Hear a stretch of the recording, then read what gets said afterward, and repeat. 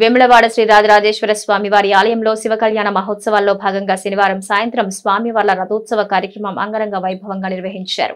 ఆలయంలో శ్రీ పార్వతీ రాజరాజేశ్వర స్వామి, శ్రీ లక్ష్మీ అనంత పద్మనాభ స్వామి వారి ఉత్సవ మూర్తులకు ఆలయ స్థానాచార్యులు అప్పల భీమశంకర శర్మ ఆధ్వర్యంలో అర్చకులు ప్రత్యేక పూజలు నిర్వహించి పల్లకి సేవల ద్వారా తీసుకొచ్చి రథాలపై ప్రతిష్ఠించారు.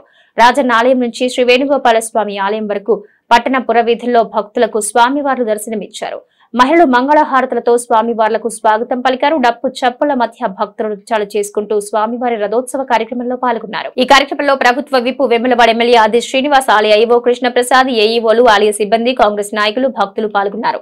రథోత్సవ కార్యక్రమంలో ఎలాంటి అవాంఛనీయ సంఘటనలు జరగకుండా వేములవాడ ఎస్ఐ అంజయ్య ఆధ్వర్యంలో బందోబస్తు నిర్వహించారు.